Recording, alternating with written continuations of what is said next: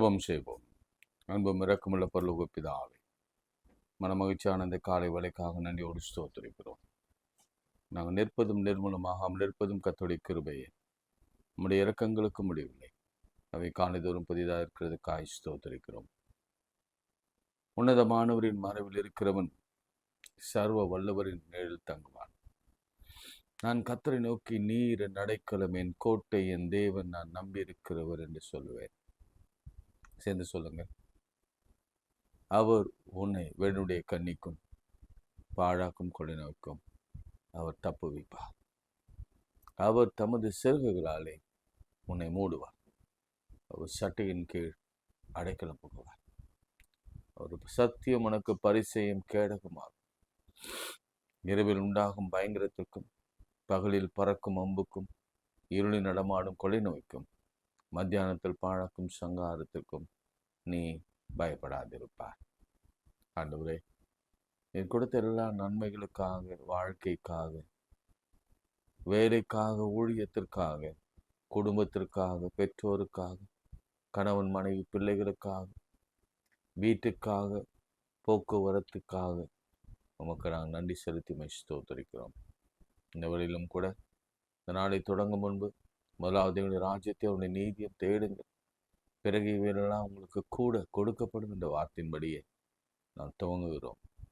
ஒரு நாளைக்கு 1 மணி நேரமாவது நீங்கள் விழித்திருந்து செபிக்கக்கூடாதா என்ற வார்த்தைக்கு நாங்கள் 1/2 மணி நேரம் ஒதுக்கி இந்த சமூகத்தில் நாங்கள் நிற்க நீர் கொடுத்த இந்த தருணத்துக்காக ஸ்தோத்திரம். இது உம்மாலே ஆனது, உம்மாலே நடக்கிறது, உம்மாலே தான் இது பிழைக்கிறது. ஆண்டவரே, இதனாலே அநேகர் பிழைக்கப்படுகிறோம். அதற்காக ஸ்தோத்திரம். இயேசுவின் நாமத்தில் செபிக்கிறோம் பிதாவே, ஆமென். என்னை நேசிக்கிறாயா, என்னை நேசிக்கின்றாயா, கல்வாரியை காட்சி கண்ட பின்பு நேசியாமல் இருப்பாயா. என்னை நேசிக்கின்றாயா, என்னை நேசிக்கின்றாயா, கல்வாரி காட்சியை கண்ட பின்னும் நேசியாமல் இருப்பாயா. கல்வாரி காட்சியை கண்ட பின்னும் நேசியாமல் இருப்பாயா.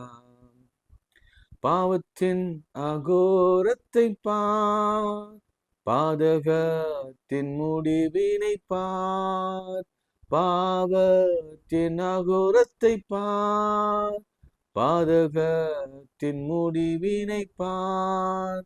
பரிகாசமாய் சின்னமாய் சிலுவையிலே பலியான பாவி உனக்காய். பரிகாச சின்னமாய் சிலுவையிலே பாவியான பாவி உனக்காய். என்னை நேசிக்கின்றாயா, என்னை நேசிக்கின்றாயா, கல்வாரி காட்சியை கண்ட பின்னும் நேசியாமல் இருப்பாயா. பாவம் பார பரிசுத்தர் நான், பாசம் பொங்க அழைக்கின்றேன் நான். பாவம் பார பரிசுத்தர் நான், பாசம் பொங்க அழைக்கிறேன் நான். உன் பாவம் யாவும் சுமப்பேண்டேன், பாதம் தன்னில் இளைப்பாரவா. உன் பாவம் யாவும் சுமப்பேன் என்றேன், பாதம் தன்னில் இளைப்பாரவா. என்னை நேசிக்கின்றாயா, என்னை நேசிக்கின்றாயா,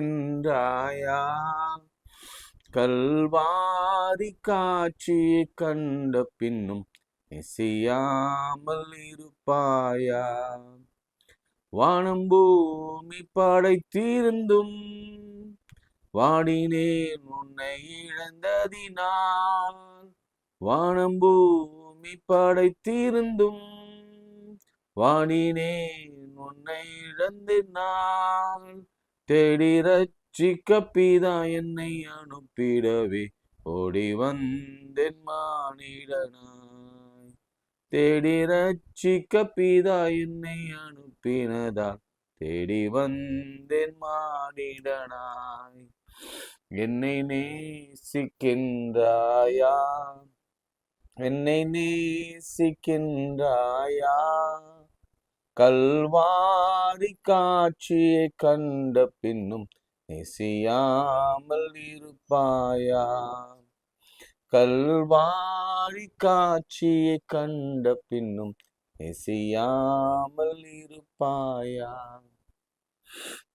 ஆண்டவர் பேதுருவை பார்த்து சொன்னார், என்னை நேசிக்கிறாயா, என்னை நேசிக்கிறாயா, என்னை நேசிக்கிறாயா, என் ஆடுகளை மெய், என் ஆட்டுக்குட்டிகளை மேய்ப்பாயாக.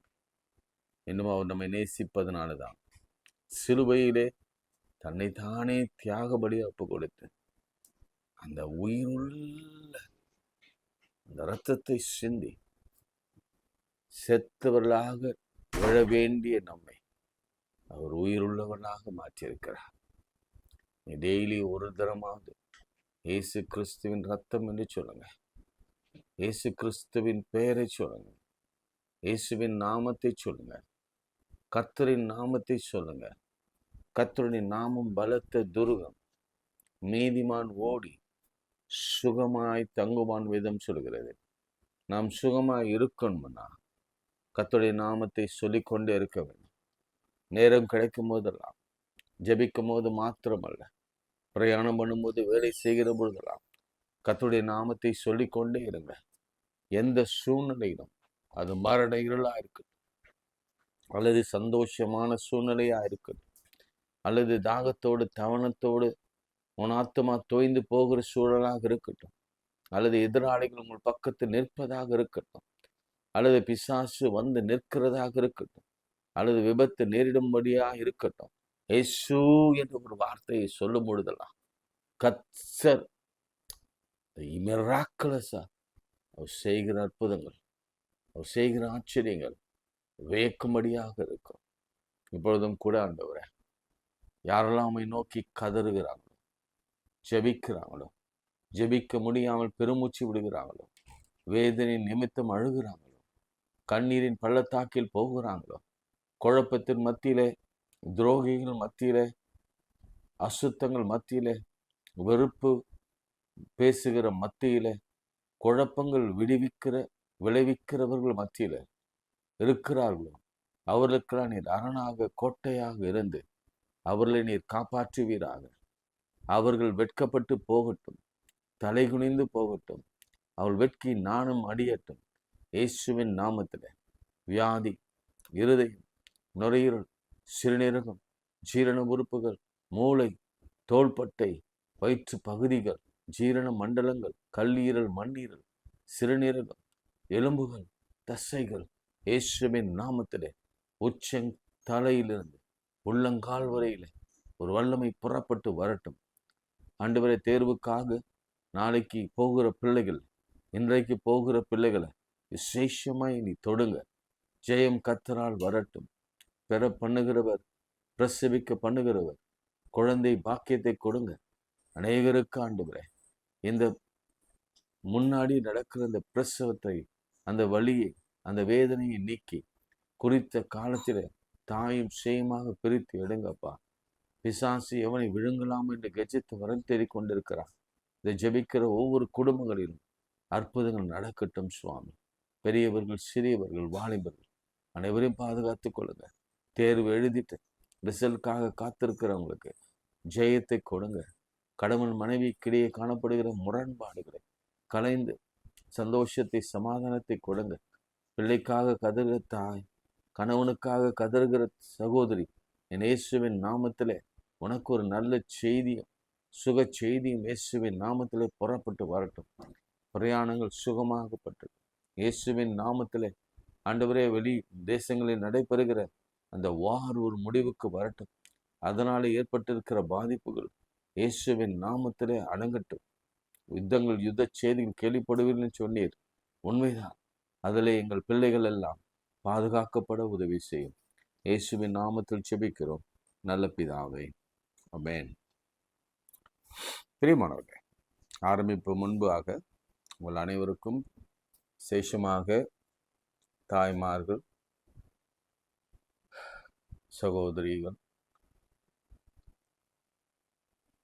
சின்ன பெண்கள் எல்லாருக்கும் எனது மகளிர் தின வாழ்த்துதல்களை நான் தெரிவித்துக் கொள்கிறேன். நேற்று நான் சண்டே பேசின ஒரு சின்ன கிராம ஆலயத்தில் பேசின ஒரு வீடியோவை அப்லோட் பண்ணியிருந்தோம். அதை நீங்கள் பார்த்துருப்பீங்க என்று நான் நம்புகிறேன். அதை பற்றி தான் இப்போ பேச போகிறேன். அப்படி பார்க்கலனாலும் பரவாயில்ல. இன்றைக்கு அதை குறித்து தான் நான் பேச போகிறேன். உங்கள் அனைவருக்கும் என்னுடைய வாழ்த்துக்களை நான் தெரிவித்துக் கொள்கிறேன். விசேஷமாக இந்த தருணத்திலே தாய், அம்மா, எங்கள் அம்மா குறித்து ஆண்டவருக்கு நான் நன்றி செலுத்துகிறேன். ஒரு தாயின் ஒரு ஜெபம், அவங்க என்னை ஊழியத்துக்கு ஒப்பு கொடுத்தது தாயின் கருவில் இருக்கும் பொழுதே. அவங்க நிறைய இடத்துல சாட்சி சொல்லியிருக்கிறாங்க. நான் வயிற்றில் இருக்கும் பொழுதே என் பிள்ளைய நான் ஊழியத்துக்கு ஒப்பு கொடுத்தேன் அப்படின்னு சொன்னாங்க. அநேக நாட்கள் அவங்களுக்கு அது கனவாகவே இருந்தது. என்னை இண்டிபெண்ட்டாக படிக்க வச்சாங்க. இறையில் எல்லாரும் மெடிக்கல் படிக்க வைப்பாங்க. அந்த காலங்களில் இன்ஜினியரிங் தான் ரொம்ப நிறைய படிக்க வைப்பாங்க. நானாக போய் கம்ப்யூட்டர் போய் சேர்ந்தேன், ஏன்னா நம்ம ஃபாரின்லாம் போகணுன்ட்டு. ஆனாலும் அவங்களுடைய ஜெபம், அவங்களுடைய ஒப்படைப்பு, அவங்களுடைய கனவு, அவங்களுடைய ஆசை, அவங்களுடைய விருப்பம், அதெல்லாம் என்னை ஊழியனாக பார்க்க வேண்டும் என்பது தான். இந்த நேரத்தில் என் தாயின் தகப்பனையும் நான் நினைவு கூறுகிறேன். அவருடைய ஜெபமும் அவருடைய உழைப்பும் தான் இந்த இடத்துல நான் நிற்பதற்கு காரணம். அடுத்து எல்லாருக்கும் நான் சொல்கிற விஷயம் அதுதான். எல்லாருக்குமே தாய் தான். அதை ரீப்ளேஸ் பண்ண யாராலும் கூடவே கூடாது. அதன் பிறகு தாரும், அவங்களும் ஒரு விமன், அண்டர்ஸ்டாண்டிங் ஒய்ஃபு எல்லாருக்கும் அமைஞ்சிட்டா ரொம்ப நல்லாயிருக்கும். அதனால் அந்த மனைவிமார்களையும் அல்லது அவங்க விமென்ஸை பொறுத்த வரைக்கும் தாய்,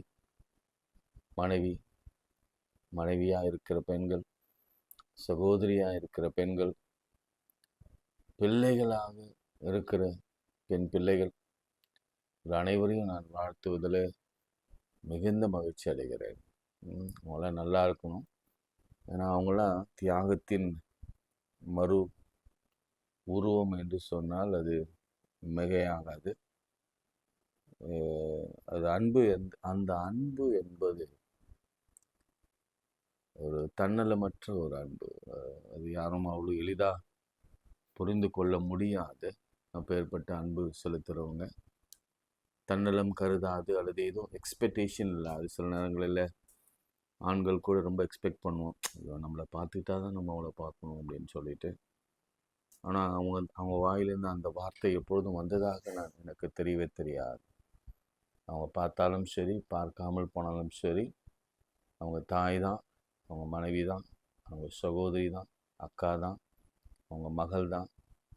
இந்த ஒரு குவாலிட்டி தான் நம்ம கிறிஸ்துவ சமுதாயத்தில் அதிகமாக போற்றப்பட வேண்டிய ஒரு குவாலிட்டி. அது இன்னும் சொல்லப்போனால் தமிழ் சமூகத்திலையும் இந்திய தேசத்திலையும் எனக்கு தெரிந்த அளவுக்கு இந்த பிணைப்பு, இந்த பாண்டு இருக்கிறதுனால தான் நான் இன்னும் உங்களை நான் வாழ்த்துகிறேன், தலை வணங்குகிறேன். நம்ம தினந்தோறும் வேதத்தை வாசித்து கொண்டிருக்கிறோம். அதில் பெரும்பகுதியாக ஆண்கள், பெண்கள் தான் அதிகமாக வாசிக்கிறீங்க. நான் இதில் டேட் போட்டிருக்கலாம் அப்படின்னா இன்றைக்கி தான் எனக்கு ஒரு யோசனை வந்தது. நம்ம டேட் போடாமல் விட்டுட்டோமே, ஏன்னா டேட் இருந்தால் அந்த இன்னும் கொஞ்சம் கிளாரிட்டி கிடச்சிருக்கும். இப்போ எனக்குமே நம்ம எஸ்ரா, நெகேமியா, எஸ்தரா, யோபுவா என்று கன்ஃபியூஷன் வந்துச்சு. ஒருவேளை நாளைக்கு அதை நான் சார்ட் அவுட் பண்ணுறேன். நாளைக்கு அதை தம்பிங்கிட்ட சொல்லி ஒருவேளை இதை டேட் வைஸாக எப்படி பிரிக்க முடியும் என்பதை குறித்து நான் அதை உங்களுக்கு யோசிக்கிறேன். நான் திரும்ப சொல்கிற ஒரு வார்த்தை இதுதான்: வேதத்தை நேசிக்கிறவர்களுக்கு மிகுந்த சமாதானம் உண்டு, அவர்களுக்கு இடரல் இல்லை. இந்த வார்த்தை ஜீவனாக இருக்கிறது. அப்போ ஒவ்வொரு நாளும் நீங்கள் வாசிக்கும் பொழுது ஜீவனை பெற்றுக்கொள்கிறீங்க. இந்த ஜீவன் அழிந்தே போகாது. வேதத்தை நேசிக்கிற வரைக்கும், வாசிக்கிற வரைக்கும் இந்த ஜீவனை யாரும் பறிக்கவே முடியாது. ஏன்னா இதுலேருந்து தான் நம்ம ஜீவ அப்பம் எடுத்துக்கொள்கிறோம். இயேசு கிறிஸ்துவை எடுத்துக்கொள்கிறோம். வனாந்திரத்திலே அவர்கள் எப்படி போஷித்தது போல, கர்த்தர் அவளை மன்னாவினால் போஷித்தது போல நம்மை தினந்தோறும் போஷித்து கொண்டிருக்கிறார். அவள் கால்கள் வீங்கவில்லை, அவங்க போட்டிருந்த செருப்பு கூட பழுதடையவில்லை, அவங்க ஆடையும் பழுதடையவில்லைன்னா இந்த வனாந்திரத்தில் அவர் அந்த வார்த்தையினும் அந்த அப்பத்தினால தான் அவங்களை போஷித்தார். எனவே நீங்கள் தொடர்ந்து வாசிங்க. வேதத்தை மறக்காமல் இருக்கிறவங்களுக்கு அந்த வசனத்தை நான் திரும்ப திரும்ப சொல்கிறேன். வேதத்தை மறந்தால் நான் பிள்ளைகளை மறப்பேன், வேதத்தை நீ மறக்கலைன்னா நான் உன் பிள்ளைகளை மறக்க மாட்டேன். ஆண்டவர் என்றும் நம் பிள்ளைகளை மறக்காமல் இருக்கணும்னா நிச்சயம் நம்ம வேதத்தை மறக்கவே கூடாது. முடிந்த வரைக்கும் ட்ரை பண்ணுங்கள், எங்கேயும் கிவ் அப் பண்ணாதீங்க. உங்களால் முடிந்த 5 அதிகாரமா, சரி ஓகே 5 அதிகாரம் போதும், 2 போதும், 3 போதும், 10 போதும், 20 போதும். அதனால் என்றும் விட்டுறாதீங்க. அவங்களுக்கு ஒரு 40 நாள் என்ற கைட்லைன்ஸ் வந்து ஒரு சின்ன கைட்லைன்ஸ் தான். அது ஒன்றும் பெரிய டார்கெட்டு அச்சீவ் பண்ண வேண்டிய விஷயம்லாம் இல்லை. அதனால் உங்களுக்கு ஸ்பெஷலாக நான் உங்களுக்கு இதை மார்க் பண்ண வேண்டிய சில உங்களுடைய மனதில் அந்த பாயிண்ட் வரணும். தினந்தோறும் வேதத்தை வாசிக்க வேண்டும் என்ற எண்ணம் வரணும். இன்னொரு ஒரு ஒரு இதில் பெரிய சந்தோஷம் என்னன்னா, நான் பைபிளை கவர் டு கவர் நான் முடித்திருக்கிறேன் என்ற ஒரு வெற்றி முழக்கத்தோடு நாம் பரலோகம் நம்ம அழைக்கும் போது சொல்ல வேணும். அன்றைக்கி நம்ம கேட்குற கேள்வி அங்கே பொருளை வேதத்தை சுவாஸ்தையா அப்படின்னு நாங்கள் ஏதாவது கேள்வி கேட்டாங்கன்னா இன்டர்வியூவில் நம்ம தைரியமாக சொல்லலாம், எஸ் நான் வாசித்தேன். அதுக்கு ஏதாவது பாயிண்ட் ஏதாவது கொடுப்பாங்கன்னா, மார்க்ஸ் கொடுப்பாங்கன்னா, அவங்க இங்கேயும் கொடுப்பார் ஆண்டவர், அங்கேயும் கொடுப்பார். எனவே நான் டெய்லி இதை சொல்லி சொல்லி ஒரு 2 minutes வேஸ்ட் பண்ணுறேன், பரவாயில்ல. இருந்தாலும் என்னென்னா வேதத்தை வாசிக்கணும். அதுதான் கர்த்தருடைய பெரும் எதிர்பார்ப்பாக இருக்கிறது. சரிங்களா? நீங்கள் தயவுசெய்து அதை வாசிங்க, தொடர்ந்து வாசிங்க, ஒரு நாளும் அதை விட்டு விடாது இருங்க. மத்தேயு 15ஆம் அதிகாரம் 21ஆம் வசனத்திலிருந்து. மேத்யூ 15:21. பின்பு இயேசு அவ்விடம் விட்டு புறப்பட்டு தீரு சீதோன் பட்டணம் திசைகளுக்கு போனார். அது எந்த ஊடனா லெபனான் அண்ட் சீரியா தேசத்துக்கு போனார். யூஸ்வலாக யூதர்கள் அந்த வழியே போக மாட்டாங்க, ஆனால் இயேசு கிறிஸ்து போனார். அவருடைய 3.5 இயர்ஸில் அவர் போன ஒரே தடம் அதுதான், ஒரே முறை தான் அந்த பக்கம் போனார். அந்த தீரு சீதோன் தேசத்துக்கு போனார். அந்த ஒரு முறையில் கூட அது வேஸ்ட் பண்ணவே இல்லை. அந்த தேசத்தை வேஸ்ட் பண்ணல. அந்த தேசத்தில் இருக்கிற ஒரு பெண்ணுக்கு அவர் அற்புதம் செய்தார். இன்னைக்கு இந்த பெண்கள் தினமாக இருக்கிறதுனால நேற்று சரி இன்னைக்கு நம்ம அதை ஒட்டியே நாம் சில காரியங்கள் பேச வேண்டும் என்று ஆவியானவர் எனக்கு வலியுறுத்தியதுனால சில காரியங்களை நாம் ஏற்கனவே நாம் வாசித்தது தான், பேசினது தான். ஆனால் கர்த்தர் ஆவியானவர் என்ன பேச வைக்கிறாரோ அதை உங்களுக்கு நிச்சயம் பேச வைப்பார். அப்பொழுது அந்த திசைகள் குடியிருக்கிற கானானிய ஸ்திரீ ஒருத்தி, பேரில் நல்லா கவனிச்சுக்கோங்க, அது உங்கள் பேரை போட்டுக்கோங்க. கானானிய ஸ்திரீ ஒருத்தி அவரிடத்தில் வந்து, ஆண்டவரே தாவீதின் குமாரனே எனக்கு இரங்கும், என் மகள் பிசாசினாலே கொடிய வேதனைப்படுகிறார் என்று சொல்லி கூப்பிட்டாள். கவனிங்க, அம்மா பிள்ளைக்காக வர, ஏன் அப்பா வரல என்ற கேள்வி நமக்கு இயல்பாக வரணும். அப்போது இனிக்கும் சரி எனக்கும் சரி இந்த சிங்கிள் மதர் ஒன்று, சிங்கிள் மதர்னால் உங்களுக்கு தெரியும்ல, அப்பா கைவிட்டிருப்பார், அம்மா தான் அந்த பிள்ளைகளை வளர்ப்பாங்க, அதுதான் சிங்கிள் மதர். இது வெளிநாடில் ரொம்ப யதார்த்தமான வகையில், ஆனால் நம்ம தேசத்தில் இப்போ ரொம்ப அதிகமாக இந்த சிங்கிள் மதர் கலாச்சாரம் வந்து விட்டு இருக்கிறது. காரணம் என்ன தெரியுமா? ஹஸ்பண்ட் கூட இருக்கவே இல்லை, கூட இருக்க விரும்பலை, இருக்கிறது இல்லை. அப்படி ஒரு ஒரு அட்வான்ஸ் கலாச்சாரத்துக்குள்ளே நம்ம வந்து விட்டோம். அப்போது எல்லா சிங்கிள் மதருக்கும் நான் சொல்கிற ஒரு வாழ்த்து செய்தின்னா, உங்களுக்கு துணை இல்லை என்று நீங்கள் கவலைப்படாதீங்க, கணவன் இல்லை என்று நீங்கள் கவலைப்படாதீங்க. எசையா தீர்க்கதரிசியில் ஒரு வார்த்தை இருக்கிறது, சிருஷ்டிகரே என் நாயகர். அப்படின்னா என்ன தெரியுமா? சிருஷ்டிகரே என் நாயகர். நீங்கள் அதுக்கு விளக்கத்தை நீங்கள் புரிஞ்சுக்கோங்க, அதை நான் சொல்ல விரும்பலை. சிருஷ்டிகரே என் நாயகர். அப்போ கர்த்தர் தான் நமக்கு நாயகராக இருக்கிறார். அவரே எல்லாமாக இருக்கிறார். தாயுமாக, தகப்பனாக, தம்பியாக, அண்ணனாக. அவருக்கு என்ன உறவு வைக்க வேண்டும் என்று நீங்கள் விரும்புகிறீங்களோ அப்படி வைத்து அவரோடு கூட நீங்கள் இணைந்து போகலாம். அதனால் நீங்கள் தனிமைப்படுத்தப்பட்டவர்களோ அல்லது கைவிடப்பட்டவர்களோ என்று எண்ணவே வேண்டாம். இரண்டாவது பாயிண்ட்டு, இவள் தன்னுடைய மகளுக்காக ரொம்ப தூரம் பயணப்பட்டு ஆண்டவரிடத்தில் வந்தாள். நல்லா கவனிங்க. இங்கே இன்னைக்கு உலகம் இயங்கி கொண்டிருக்கிறதுக்கு காரணமே, குறிப்பாக இன்னைக்கு குடும்பங்கள் இயங்கி கொண்டிருக்கிறதுக்கு காரணமே, ஒரு ஆண் ஊதியம் மாத்திரம் போதாது. நிச்சயமாக பெண் இயங்க வேண்டும், வேலை செய்ய வேண்டும் என்ற ஒரு நிலைக்கு நம்மளுடைய பொருளாதாரம் தள்ளப்பட்டிருக்கிறது. அதனால இவங்க கடுமையாக வேலை செய்கிறவங்களாக இருந்தபடினால்தான் இந்த ஒரு ஸ்பெஷல் ட்ராவலை தைரியமாக எடுத்து அவங்களால செய்ய முடிகிறது. அந்த காலத்தில் சாதாரணமாக பெண்கள் தனியே வரவே கூடாது. ஆனால் கர்த்தர் அவங்களுக்கு ஒரு நல்ல நம்பிக்கையை கொடுத்து, தைரியத்தை கொடுத்து, கரேஜை கொடுத்து, தனியே தனக்கானவைகளை பெற்றுக்கொள்ளும்படியாய் அவங்க புறப்பட்டு போனதே நான் இந்த இடத்துல ஏன் சொல்ல விரும்புகிறேன்னா, நீங்களும் நல்லா வீட்டிலே உட்காந்து யாருக்கிட்டையும் டிபெண்ட்டாக இருக்க விரும்பாமல் போங்க. உங்களால் முடிந்த வரைக்கும் உங்கள் குடும்பத்திற்காக நீங்கள் செல்ஃப் எம்ப்ளாய்டாக அல்லது செல்ஃப் எஸ்டீம் ஜாபில் உங்கள் சுயம் மரியாதையோடு கூட நீங்கள் வாழ உங்களால் இயன்ற வரைக்கும் நீங்கள் கையில் வருமானத்தை வைத்து கொள்ளுங்கள். இதுதான் உங்கள் கௌரவத்தை பெருக்கும். இல்லைன்னா கௌரவமே இல்லாமல் இந்த குடும்பத்தில் நீங்கள் வாழ்வது அது ரொம்ப பெரிய ஒரு அவமானத்தில், உங்களை டிப்ரெஷனில், தனிமையில் உங்களை தள்ளி கொண்டு போய் சேர்ந்துடும். அதனால் சில பேர் சொல்லுவாங்க, நாங்கள் பிஎல்லாம் முடிச்சிட்டோங்க, அதனால் என்னால் வேலைக்கு போக முடியல, விருப்பம் இல்லை, என் கணவருக்கு விருப்பம் இல்லை, பிள்ளைகளை பார்த்துக்கணும். No way. நீங்கள் அதெல்லாம் சாக்கு, அதெல்லாம் சொல்லாதீங்க. நீங்கள் அவங்களெல்லாம் காட்டாதீங்க. அவங்க என்ன சொன்னாலும் சரி, இன்றைக்கி நான் சொல்கிறேன், ஆவியான ஒரு துணையோடு நான் சொல்கிறேன், நீங்கள் தைரியமாக நீங்கள் அவங்களோட பேசுங்க. No, I want to stand in my own leg. என்னுடைய சொந்த காலில் நான் நிற்க பிரியப்படுகிறேன். அது குடும்பத்திற்கும் நல்லது தான். அதனால் நான் போய் தான் ஆவேன். 2 பேரும் சம்பாதிச்சா தான் அந்த குடும்பம் நடக்கும்னா நிச்சயம் நீங்கள் போய் தான் ஆக வேண்டும்.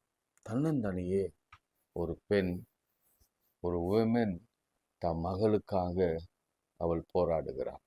அந்த மகளை வளர்த்தெடுக்க வேணும். அந்த மகளுக்கு ஒரு திருமணம் நடத்த வேண்டும். அந்த மகள் வயிற்றில் ஒரு சந்ததி உருவாகணும். திருமணம் நடந்து குழந்தை பெற்று அந்த குழந்தை எடுத்து மடியில் போட்டு வளர்த்து ஆளாக்கி இந்த சமுதாயத்தில் நிற்க வைக்கணும்னா இது ஒரு சோஷியல் அவேர்னஸ் அது. அதனால் தயவு செய்து இந்த காரியத்தில் நீங்கள் கொஞ்சம் பொறுப்போடு கூட உங்கள் பிள்ளைகளை வளர்க்க ஆரம்பிங்க. ஆஸ் யூர் ரெஸ்பான்சிபிள் அவங்களுக்கு ஒரு நல்ல ஜாபு கிடைக்கும்படி ஜாப் பண்ணுங்க. நல்ல ஜாபில் இருந்தால் மாத்திரம் உங்கள் பிள்ளைகளுக்கு திருமணம் நடத்துங்க. எனக்கு தெரிஞ்சு நல்லா எம்பிபிஎஸ் டாக்டர் கூட இன்றைக்கி இல்லை ஹவுஸ் ஒய்ஃபாக இருக்கட்டும் அப்படின்னு சொல்லிட்டு தன்னுடைய மெடிக்கல் ப்ராக்டிஸிங்க விட்டுட்டு வீட்டில் உட்கார்ந்துருக்கிறத நான் பார்த்துருக்குறேன். அதெல்லாம் உண்மையாகவே நல்லதல்ல. போச்சுன்னா ஒரு தடவை உங்களுடைய ஸ்கில் போச்சுன்னா அந்த அந்த அந்த அந்த அந்த கம்ஃபர்ட் ஜோனுக்குள்ளே வந்துட்டிங்கன்னா அதுக்கப்புறம் நீங்கள் திரும்பியும் மூவ் ஆன் பண்ணுறது மிக மிக கஷ்டம். ஸோ ஓடுங்க, எழும்புங்க, இன்றைக்கே ஒரு முடிவு எடுங்க. டெஃபினட்டாக you have to go out. உங்கள் பிள்ளைகளுக்காக, ஏன் உங்கள் கணவனுக்காக, உங்கள் அப்பா அம்மாவுக்காக, ஏன் உங்கள் மாமனார் மாமியாருக்காக நீங்கள் வெளியில் போய் கௌரவமான ஒரு தொழிலை, வேலையை, ஒரு பிஸ்னஸை அல்லது ஏதோ ஒரு உத்தியோகத்தில் நீங்கள் டெஃபினட்டாக இருக்க வேண்டும். இது 2வது ஆலோசனை. இவங்க ரொம்ப தனிமையாக துணிச்சலாக ஆண்டவரிடத்தில் வந்து சொன்ன வார்த்தை. இப்போது தியாலஜி என்ன ஜெபம் பண்ணுறாங்கன்னு மாத்திரம் பார்க்கலாம். ஆண்டவரே சொல்லுங்கள். ஆண்டவரே, தாவீதின் குமாரனே, எனக்கு இறங்கும் என்று கூப்பிட்டாள். 4 வார்த்தை. ஆண்டவரே, தாவீதின் குமாரனே, எனக்கு இறங்கும் என்று கூப்பிட்டாள். 4 வார்த்தை நல்லா ஞாபகம் வச்சுக்கோங்க. ஆண்டவரே, தாவீதின் குமாரனே, எனக்கு இறங்கும் என்று கூப்பிட்டாள். டிஃப்ரென்ஸை நான் காட்ட போகிறேன். அதனால தான் அதை நான் உங்களுக்கு சொல்கிறேன். அதுக்கு ஆண்டவர் மறு உத்தரவு சொல்லவில்லை. அடுத்த வருஷம் சொல்லுது, அவருக்கு பிரதித்திரமாக அவர் ஒரு வார்த்தையும் அவர் சொல்லவில்லை. என்று கூப்பிட்டாள் அப்படின்னு ஒரு வார்த்தையை அங்கே பார்க்கிறோம். கூப்பிட்டாள் என்று சொன்னால் நிச்சயமாகவே அவர் ஆண்டவருடைய அருகில் இல்லை என்றுதான் அர்த்தம். அந்த வார்த்தை உங்களுக்கு புரியுதுன்னு நினைக்கிறாங்க. அந்த ரூம்ல இருக்கிற உங்க பையனை அல்லது உங்க கணவனை நீங்க கூப்பிடலாம். அவங்களுக்கு சில நேரங்களில் அந்த ஃபேன் காத்துல கேட்குமோ கேட்காதோ, டிவி சத்தத்துல கேட்குமோ கேட்காதோ, அது நமக்கு தெரியாது. ரெஸ்பான்ஸ் வருமோ, கோபம் வரும், நமக்கு பயங்கர எரிச்சல் வரும். என் வீட்டில் அது இன்னும் நடக்குது. அது நான் இங்கேருந்து ஹால்லேருந்து நான் கத்துவேன். அவன் அந்த டேபிள் ஃபேன்லாம் வச்சுருப்பான், சுத்தமாக கேட்காது. ஆனால் அவன் ஹெட்ஃபோன் மாட்டியிருப்பான், கேட்காது. அப்போது என்னென்னா டிஸ்டன்ஸ். நான் இங்கே இருக்கிற ஒரு 10 அடியில் சொல்கிறேன் டிஸ்டன்ஸ். இங்கே இந்த சகோதரி அல்லது இந்த தாய் தம் மகளுக்காக வந்திருக்கிறா, வந்து ஆண்டவரை கூப்பிடுறா, ஆண்டவருடைய செவிகளிலே விழுகிறது. ஆனால் எந்த டிஸ்டன்ஸில் இருந்து இருக்கிறது என்பதை நாம் உணர்ச்சி பார்க்க வேண்டும். தூரத்தில் இருந்து ஆண்டவரை நோக்கி கூப்பிட்டார். கவனிங்க கவனிங்க கவனிங்க. இன்னைக்கு நிறைய அம்மாமார்கள், தங்கச்சிமாருங்க, அக்காமாருங்க எல்லாருமே நம்ம தூரத்துல தான் ஆண்டவரை வச்சு பார்க்கணும். தூரத்துல இந்த தூரம் என்ற வார்த்தை நல்ல ஆழமா நீங்க வச்சீங்கன்னா, நம்ம இன்னும் க்ளோஸர் ஆகல. ஆண்டவரோடு கூட இன்னும் நம்ம ஐக்கியம் விடலை. எல்லா ஆண்களும் சரி பெண்களும் சரி அந்த இன்டிமேசி வரல. ஏதோ ஒன்று தடுக்குது. நீங்க இந்த தடுக்கிற காரியங்கள் எல்லாவற்றையும் கொஞ்சம் தூரம் வச்சிருங்க. நீங்க எப்பயுமே ஆண்டவர் பெர்ஸ்பெக்டிவ்ல பாருங்க. அவர் அதெல்லாம் பெருசா நினைக்கிறவர் அல்ல. என் பிள்ளைகள் எப்போ என்னை கூப்பிட மாட்டாங்களோ என்று நினைக்கிற தகப்பன் தாய் இந்த உலகத்துல இருக்கிற வரைக்கும் அவர் எல்லாவற்றுக்கும் மேலான ஒரு தகப்பன். அவருக்கு இதை விட மேலான சந்தோஷம், சமாதானம் வேற என்ன இருக்க போகுது? கூப்பிட்டார். So my first point is she stood in distance. அதாவது அவ கொஞ்சம் தூரத்துல நின்றுதான் ஆண்டவரை அப்ரோச் பண்றா, கூப்பிடுறா. அதனாலதான் என்னமோ அவங்க சீஷியர்கள் இவள் நம்மை பின்தொடர்ந்து கூப்பிடுகிறாள். நல்ல கவனிங்க, கூப்பிடுகிறாளே, இவளை அனுப்பிவிடும் என்று வேண்டிக் கொண்டார்கள். இது வரைக்கும், நேற்று வரைக்கும், இந்த பிரசங்கத்தை பிரசங்கிக்கிற வரைக்கும் என்ன யோசனை தெரியுமா?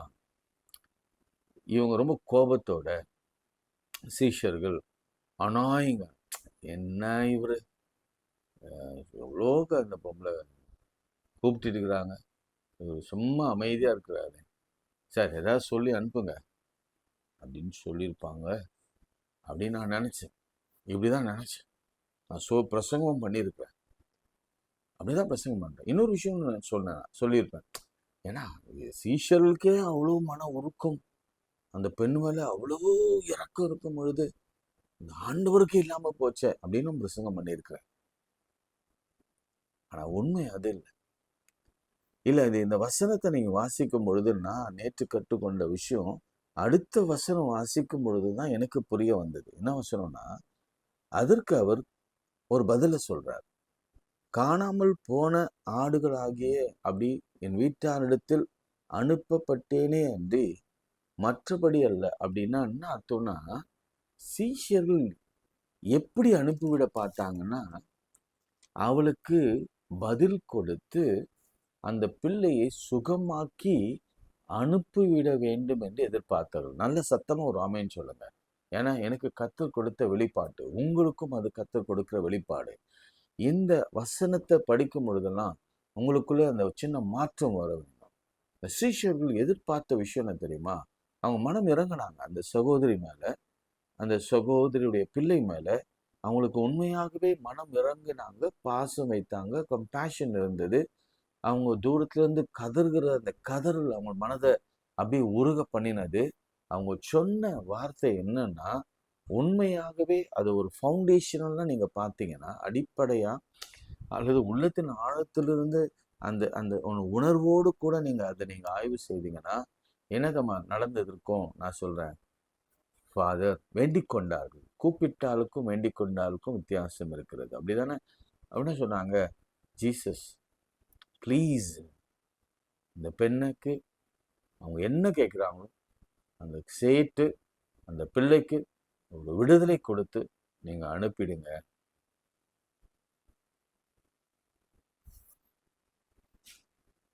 இப்ப புரியுதுங்களா உங்களுக்கு? சீஷர்கள் ரொம்ப நல்லவங்க, ரொம்ப நல்லவங்க. அந்த இடத்துல இந்த தாய்க்கும் அந்த மகளுக்கும் ஒரு நியாயம் கொடுக்கப்பட வேண்டும், அல்லது அவங்க ஜெபம் கேட்கப்பட வேண்டும் என்று திறப்பிலே நின்ற 12 சீஷர்களை என்னால் பார்க்க முடிகிறது. இன்னைக்கு அப்படிதான் நாம் நிற்கிறோம். நான் அப்படிதான் நிற்கிறேன். இன்னைக்கு அநேக சகோதர சகோதரிகளுக்கு, தாய்மார்களுக்கு ஆண்டவர் நன்மை செய்ய வேண்டும் என்று திறப்பில் நிற்க அந்த சீஷர்களை போல நானும் தாழ்மையோடு நிற்கிறேன். ஆண்டவரே உங்களை தேடி வந்துட்டாங்க, கூப்பிடுறாங்க. என்ன ஆண்டவரே, ஒரே ஒரு சின்ன குறை, தூரத்தில் நின்று கூப்பிடுறாங்க, உங்களை கிட்ட வச்சு கூப்பிடல. சொல்ல வரேன் இப்ப வர பாருங்களேன். அவள் வந்து இப்ப எங்க வந்தா? கிட்ட வந்தா. ஆமென், ஹல்லேலூயா. இதுதான் டிஃபரன்ஸ். ஏன் நம்ம ஜெபம் கேட்கப்படல? ஏன் ஆண்டவர் சைலண்டா இருந்தார், ஒரு வார்த்தை கூட சொல்லல அப்படின்னா, நீங்க தூரத்துல நின்று கொண்டு ஏதாகிலும் கேட்டாலும் அவர் சைலண்டா தான் இருப்பார். காரணம் என்னன்னா சைலண்டா இருக்க வேணும்னு அவருக்கு விருப்பமே இல்லை. காரணம் என்ன தெரியுமா? அந்த மகள் இந்த அப்பாவை தேடி கிட்ட வரணும், அருகில் வரணும். முன்பு நீங்க தூரமா இருந்தீங்க, பின்பு நீங்க சமீபமானீங்க. தூரத்துல நிக்கணும். தூரத்துல நிக்கிற அந்த இளைய மகனை பார்த்து அப்பா அப்படியே ஓடுறாரு இல்ல, அந்த மாதிரி இங்க நாம என்ன பண்ணோம்னா, ஒரு தாய் அல்லது ஒரு தகப்பன் தன் பிள்ளைக்காக, தன் கணவனுக்காக நீங்க வேண்டுதல் செய்கிற பொழுது சும்மா தூரத்துல இருந்து கூப்பிடக்கூடாது. ஜீசஸ் இல்லை, அவர் கிட்ட போய் அவர் பாதத்தில் அவர் எங்க வந்து கிட்ட வந்து ஃபேஸ் டு ஃபேஸ் அவர் பாதத்துல விழுந்தாளா? நான் படிக்கிறேன் பாருங்க. ஆண்டவரே சேம் வார்த்தை அங்க தாவீதின் குமாரனே இல்லை, எனக்கு உதவி செய்யும், அங்கே எனக்கு இறங்கும் என்று அவரை பணிந்து கொண்டார். This is worship. தூரத்துல நின்று வர்ஷிப் பண்றதுக்கும் கிட்ட வந்து அவர் பாதத்துல வர்ஷிப் பண்றதுக்கும் வித்தியாசம் உண்டு. நீங்க உடனே டிஸ்டன்ஸ்லாம் சொல்லாதீங்க, நான் ஆவில சொல்றேன். ரொம்ப தூரத்துல பைபிள் வாசிக்காம, வேதம் வாசிக்காம, ஜபிக்காம, உபவாசிக்காம இல்ல, அப்படி இருந்துட்டு ஆண்டவரே எனக்கு இதை செய்யும், அதை செய்யும், இதை செய்யும், இதை செய்யும், அதை செய்யும் என்று கூப்பிட்டால் ரிசல்ட் என்ன தெரியுமா? அவள் பேசாமல் இருப்பார். ஆனா கிட்ட வந்து இறங்கும், உதவி செய்யும் என்று பணிந்து கொண்டால் அவர் பேசுவார். இப்ப பாருங்க, அவர் அவளை நோக்கி. ஆமென். நம்ம இந்த பேசுறதுக்கு கொஞ்சம் இடம் கொடுக்கணுங்க. தூரத்தில் என்ன அதான் நான் சொன்னேன். ஃபார் எக்ஸாம்பிள் உங்களுக்கு சொன்னேன், தூரத்தில் நீங்கள் கூப்பிட்டு கேட்டால் அவ்வளோ பேசினா ஒன்றுமே கேட்காது. ஆண்டவரை ரொம்ப தூரம் வச்சிடாதீங்க. ஆண்டவரே, என் பாவமான வாழ்க்கை, என்னுடைய பாவமான பின்னணி, என்னுடைய குடும்ப சூழ்நிலை, என்னுடைய பிரச்சனைகள், நான் கோயிலுக்கு போக முடியல, நான் ஊழியத்தை செய்ய முடியல, நான் ஃபாஸ்டிங் இருக்க முடியல, நான் ஜெபிக்க முடியல, இதெல்லாம் உங்களை தூர வைத்து கொள்கிற பிசாசின் யுக்திகள். அதனால் அவங்களாம் அவன் செய்கிற பொல்லாத பிழைகளை, அந்த அந்த அந்த தவறுகளை அதெல்லாம் மனசில் போட்டுட்டு கிட்ட நெருங்காமல் இருந்துடாதீங்க. Come close to the God. எந்த நிலையில் இருந்தாலும் வந்துருங்க. அப்பதான் பேசுவார். இப்போ அவர் பேசுறாரு, என்னன்னு சொல்றாரு? பிள்ளைகளின் அப்பத்தை எடுத்து நாய்களுக்கு குட்டிகளுக்கு போடுகிறது நல்லதல்ல. அப்படின்னா என்ன அர்த்தம்னா, ஒரு அப்பா பிள்ளைகளுக்கு ஒரு அப்பத்தை வைத்திருக்கிறார். அதுதான் கான்செப்ட், புரிஞ்சுக்கோங்க. அப்பா பிள்ளைகளுக்கு அப்பத்தை வைத்திருக்கிறார். அதை எடுத்து டேபிள் கீழே இருக்கிற நாய்க்குட்டிகளுக்கு போடுகிறது நல்லதல்ல என்ற ஒரு ஒரு ஒரு நீதியை சொல்லுகிறார். நீங்க நாய்க்குட்டி, நாய் இதெல்லாம் உங்களுக்கு ஏற்கனவே நான் எக்ஸ்பிளைன் பண்ணிட்டேன். அதெல்லாம் இல்லை. இப்ப அப்பா, பிள்ளை, அப்பம், இதை 3 ஞாபகம் வச்சுக்கோங்க. இங்க அம்மா, பிள்ளை தூரமா இருக்கிறாங்க. இதை ஞாபகம் வச்சுக்கோங்க. இன்னைக்கு ஆவியானவர் சிலரோடு கூட ரொம்ப தெளிவா பேசுகிறார். இந்த அம்மா, பிள்ளை, அம்மா தூரமா இருக்கிறாங்க. அம்மா கிட்ட வந்துட்டாங்க, எங்க ஆண்டவர்கிட்ட வந்துட்டாங்க. தூரத்துல யார் இருக்கிறா? இப்போ பிள்ளை தூரத்துல கஷ்டப்படுறாங்க. நாமும் கூட நம்ம பிள்ளைகளுக்காக தான் அழுகிறோம், வாழ்றோம். நீங்க யாராவது கூப்பிட்டு கேளுங்களேன், என்ன கேளுங்களேன், என்ன சொல்லுவேன்? இந்த பிள்ளைகளுக்கு ஒரு செட்டில் ஆயிடுச்சுன்னா அதுக்கப்புறம் எனக்கு என்னங்க, ஆண்டவரோடு கூட இருக்கிறது எனக்கு பெரிய பாக்கியம். பவுல் சொன்ன மாதிரி அவரோடு இருக்கதான் எனக்கு ஆசை. இந்த உலகத்தில் இருக்க எனக்கு சுத்தமாக பிடிக்கல. ஆனாலும் அவருடைய சித்தம் என்னமோ அதுதான் எனக்கு நடக்கும். இதை நல்லா கவனிச்சுக்கோங்க. அப்பா, பிள்ளை டேபிளில் இருக்கணும். இங்கே அம்மா, பிள்ளை தூரமாக இருக்கிறாங்க. ஈவன் இவளுமே தூரமாக இருந்தா இப்போ கிட்ட வந்துட்டாங்க. கிட்ட வந்தவங்க ஆண்டவர் எக்ஸ்பிளைன் பண்ணுறாரு, நீ கிட்ட வந்தாலும் இன்னொரு காரியத்தை நீ செய்யணும். என்ன செய்யணும் தெரியுமா? என் பிள்ளையா நீ மாறணும். அப்பா பிள்ளை இந்த உறவுக்குள்ள நீ வரணும். இந்த அப்பத்தையும் அற்புதத்தையும் நீ பெற்றுக்கொள்ளணும்னா நீ முதல்ல பிள்ளையா மாறணும். அவ ஜெபம் என்ன தெரியுமா? என் மகளுக்கு உதவி செய். அதுக்கப்புறம் என்ன சொல்றா? எனக்கு உதவி செய்யுங்க. பாத்தீங்களா? கவனிச்சிங்களா? அது ஆண்டவரே எனக்கு உதவி செய். இங்க ஃபர்ஸ்ட் பார்க்கும் பொழுது ஆண்டவரே தாவீதின் குமாரனே எனக்கு இறங்கும் சொல்லிட்டு என்ன செய்யணுமா? என் மகள் கொடிய பிசாசினாலே கொடிய வேதனைப்படுகிறார். ரீசனை சொல்றார். இப்போ ஜெபமே மாறுது. எனக்கு உதவி செய்யும். அப்போ என்ன ஆகணும்னா, ஃபர்ஸ்ட் என்ன ஆகணும்னா, முதல்ல அம்மா நீங்க, அப்பா நீங்க, நம்ம அப்பாவாகிய கிறிஸ்துவிடத்துல ஒப்புரவாகி சமீபமா வந்து அவருடைய பிள்ளையாக மாற வேண்டும். பிறகு கர்த்தர் உன் பிள்ளைக்கு அற்புதத்தை செய்து அவளையும் அந்த பிள்ளையும் அவர் தன் சொந்த மகளாக ஏற்றுக்கொள்வார். இதுதான் அந்த உறவு. சொல்றது உங்களுக்கு புரியுதுன்னு நினைக்கிறேன். அவர் சொல்றான், மைதான் ஆண்டவரே அப்படின்னு சொல்லிட்டு மெய்சில் கீழ்வினும் துணிக்கைகளை பொறுக்குமே ஏசு அவளுக்கு பிரதித்திரமாக, ஸ்திரியே விசுவாசம் பெரிது, நீ விரும்புகிறபடியே உனக்காக கடவுது. அந்நேரமே அவள் மகள் ஆரோக்கியம். ஆனால் ரொம்ப சிம்பிளாக நம்ம அதை புரிஞ்சு கொள்ள வேண்டிய ஒரு டெக்ஸ்ட்டை இது வரைக்கும் நான் ரொம்ப காம்ப்ளிகேட்டட் பண்ணிட்டு இருக்கேன். சிம்பிள் நான் தெரியுங்களா? ஃபஸ்ட்டு நீ என் பிள்ளையா மாறி என் டேபிளில் உட்கார்ந்து உனக்கு அந்த அந்த அந்த அதிகாரத்தை கொடுத்துருப்பேன். நான் உனக்கு ஒரு பந்தியை ஆயத்தப்படுத்தி என் தலை எண்ணெயால் அபிஷேகம். இன்னொரு வசனத்தான ஞாபகப்படுத்துகிறார். இதோ வாசப்படி நின்று கதவை தட்டுகிற ஒருவன் என் சத்தத்தை கேட்டு கதவை திறந்து நான் உள்ளே போய் அவனோடு கூட போஜனம் பண்ணுவேன், அவன் என்னோடு கூட போஜனம் பண்ணுவான். ஆண்டவர் ரொம்ப இறங்கி வந்துட்டார். நீ வரலாம் பரவாயில்ல, நான் வரேன், உன்னோடு உக்காந்து சாப்பிட்றேன், நீ என் பிள்ளையா இருப்ப, நான் உன் தகப்பனாக இருப்பேன்.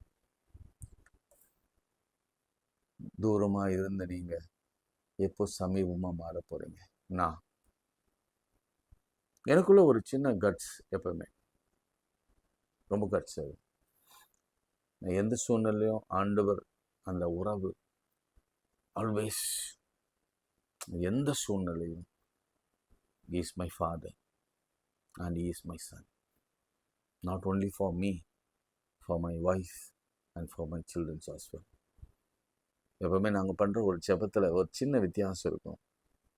ஆண்டவரே என் பிள்ளைகளை ஆசீர்வதிக்கும் நாங்கள் ஜெபம் பண்ணதே இல்லை. ஜெபம் பண்ணவும் பயப்படுவோம். ஆண்டவரே நீர் கொடுத்த உம்முடைய பிள்ளைகளை ஆசீர்வதிங்க, அந்த ஒரு எண்ணம் இருக்காது. they are not our children. நீங்கள் our children நீங்கள் சொல்லிகிட்டே இருந்தீங்கன்னா ரெஸ்பான்சிபிலிட்டி நீங்கள் தான் எடுக்கணும், அவர் எடுக்க மாட்டார். ஆனால் யோர் சில்ட்ரன் அப்படின்னு நீங்கள் சொல்லும் பொழுது ரெஸ்பான்சிபிலிட்டியிலே அவர் எடுப்பார், உங்கள் வழியாக அவர் எடுப்பார். இன்னைக்கு ஒவ்வொரு அம்மா புரிஞ்சு கொள்ள வேண்டிய விஷயம் என்னன்னா, come closer to the God. நீங்கள் இப்போ ரொம்ப தூரமாக இருக்கிறீங்க, ஐநோ, இன்னும் கொஞ்சம் கிட்ட வாங்க, இன்னும் கொஞ்சம் ஜெபம் பண்ணுங்க, இன்னும் கொஞ்சம் வேதம் வாசிங்க, இன்னும் கொஞ்சம் பைபிள் படிங்க, இன்னும் கொஞ்சம் உபவாசம் பண்ணுங்க, இன்னும் கொஞ்சம் ஆண்டவருக்குன்னு ஊழியம் பண்ணுங்க. யாருக்காக? மிக மிக மிக மிக மிக கொடுமைகளை அனுபவித்து கொண்டிருக்கிற உங்கள் பிள்ளைகளுக்காக. நீங்கள் அப்படிதான் பிசாசினாலே மிகவும் கொடிய வேதனைப்படுகிறார்.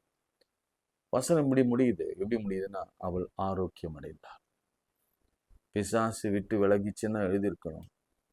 ஆனால் ஆரோக்கியம் என்ற வார்த்தை எப்படி தெரியுமா? பழைய ஏற்பாட்டில் அந்த ஆரோக்கியம் என்ற வார்த்தை நிறைய இடத்துல வரும். நீங்கள் போய் கண்காணன்ஸில் பாருங்கள்.